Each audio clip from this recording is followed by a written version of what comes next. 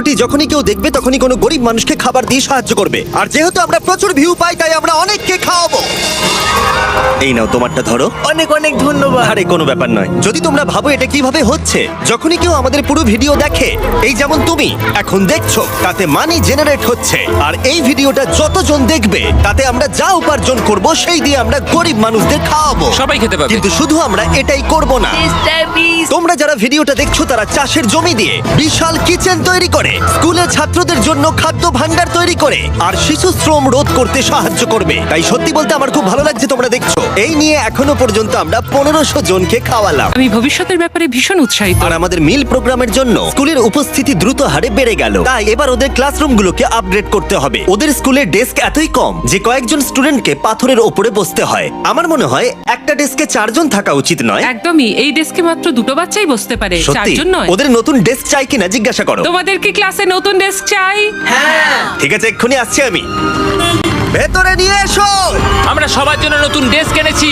এখন স্কুলে নতুন ছাত্রদের সংখ্যা বাড়লেও প্রত্যেকের এখন বসার জায়গা হবে। দেখো কত খুশি এরা। চলো এবার নামানো যাক। ভিডিওটা খুব প্রিয় হতে চলেছে। এখানে সেই জিনিসগুলোর অভাব যেগুলো আমরা অত্যন্ত স্বাভাবিক বলে মনে করি ইউরোপ আর আমেরিকায়। যেমন স্কুলে নতুন ডেস্ক আনা যাতে ওদের আর পাথরের উপরে বসতে না হয়। এটা ওদের কাছে সত্যি একটা বড় পাওয়া। ধন্যবাদ কোনো ধন্যবাদ, ব্যাপার এটা নয়। ওদের কাছে অনেক বড় পাওনা। সাহায্যের জন্য ধন্যবাদ। ওরা নিজেরাই দেখো নিয়ে যাচ্ছে। নতুন ডেস্ক ভালো লেগেছে তো? হ্যাঁ, স্বাভাবিকভাবেই ওরা এতগুলো বাচ্চাদের জন্য ব্রেকফাস্ট আর লাঞ্চ তৈরি করতে পারে না এই ছোট্ট রান্নাঘরে। আর সেই জন্য আমরা ওদেরকে তৈরি করে দিলাম এই ব্র্যান্ড নিউ কিচেন। এর পাশাপাশি আমরা স্কুলে একটা কূপ খননও করেছি, সাথে ওয়াটার স্টোরেজও। এছাড়া একটা গ্রিন হাউস আর ক্যামেরাটা ঘোরাও, একটা ফার্ম। আমরা এই স্কুলে যা যা লাগে তাই দেওয়ার চেষ্টা করছি। আর পাশের স্কুলগুলোতে একই অভাব থাকার জন্য আমরা তৈরি করেছি একটা বিশাল ফার্ম থেকে এইরকম। আর এ হলো জাস্টিস যে ফার্ম চালায়। ওলেলে সিবা ফার্মে আপনাদের স্বাগত। আমাদের ফার্মটা 2 ভাগে বিভক্ত।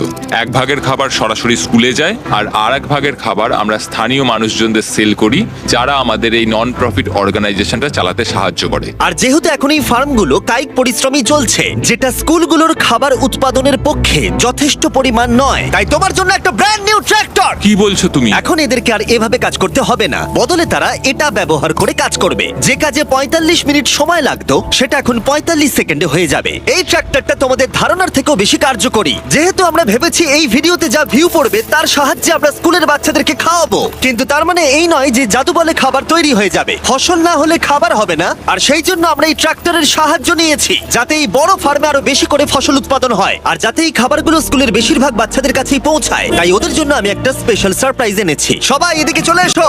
এই হলো চাবি তোমাদের সম্প্রদায়ের জন্য একটা ব্র্যান্ড নিউ ট্র্যাক্টর। অনেক অভিনন্দন। কি?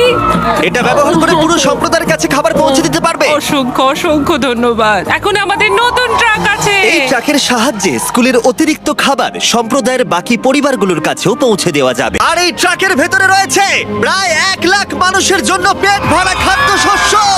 ওরা এতটাই খুশি হয়েছিল যে ওরা আমাকে একটা ছাগল উপহার দিয়েছিল। আমার এখন একটা ছাগল আছে। আর যদি মনে হয় 1 লাখ জনের খাবার অনেক, তাহলে বলি এই ভিডিওর শেষে তোমাদের ভিউ এর জন্য আমরা 1 মিলিয়ন মানুষকে খাবার খাওয়াতে চলেছি। এটা কেনিয়ার অভিযান ছিল। এবার চলো ঘানাতে যাই, যেখানে গিয়ে আমরা শুধুমাত্র কিচেন আর ওয়াটার ট্যাঙ্কি তৈরি করিনি, তার সাথে লোকাল স্কুলের জন্য একটা ফার্মও তৈরি করেছি। এখানে বাঁধাকপির চারা পোতা হচ্ছে, আর 1-2 মাস পরেই সেগুলো এরকম হয়ে আমরা যাবে। সব স্টুডেন্টদের এই ছোট্ট ক্যাবেজ ফার্ম খুব থেকেই ভালো। খাইয়ে দিই। কিন্তু ঘানার এই এলাকার মতো বাকি এলাকার গল্প এতটাও অনুকূল ছিল না। এরা হলেন কৃষক সম্প্রদায়। এদের বাবা মায়েরা মূলত কোকোয়া চাষ করেন। এবং তার সাথে দুঃখের বিষয়, শিশুরাও পারিবারিক উপার্জনে বাবা মাকে সাহায্য করতে বাধ্য হয়। তোমার 5 জন স্টুডেন্টদের মধ্যে 4 জন এই স্কুলে ভর্তি হবার আগে একটা কোকোয়া ফার্মে কাজ করতো। হ্যাঁ। আর এখন ওরা কোকোয়া ফার্মে কাজ করার বদলে শিক্ষা পাচ্ছে, এদিকে এসো। শুধুমাত্র আমরা ওদেরকে ফ্রিতে খাবার দিচ্ছি হ্যাঁ। বলে। এই খাবারটার জন্যই আমাদের স্কুলের ছাত্র সংখ্যা বাড়ছে, তারা স্কুলে আসছে এবং এখানে থাকছে। আর আমরা বাচ্চাদেরকে স্কুলে নিয়ে যাওয়ার জন্য আরো একটা উপায় বার করলাম। তোমাদের জন্য আমরা গরু নিয়ে এসেছি।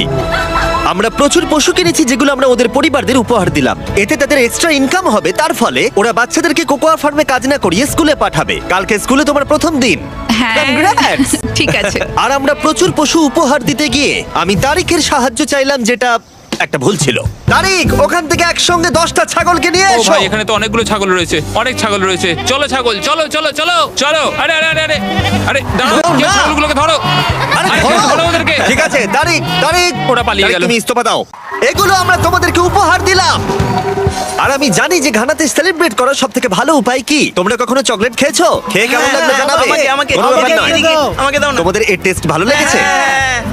তোমরা কি ড্রোনটাকে দেখতে চাও? তোমরা উপরের দিকে তাকালে ক্যামেরাতে নিজেদেরকে দেখতে পাবে। অনেক ধন্যবাদ, অনেক ধন্যবাদ, অনেক ধন্যবাদ। এটা খুবই দুঃখজনক যে শিশুদের মধ্যে 45% যারা কোকো চাষী পরিবারে বসবাস করে তারা আসলে অবৈধ শিশু শ্রমিক। তাই এর সাথে লড়াই করতে ফেস্টিভ্যালস আমরা শিশু শ্রমের বিরুদ্ধে লড়াই করছি, যাতে এই শিশু শ্রম ধীরে ধীরে মুছে যায়।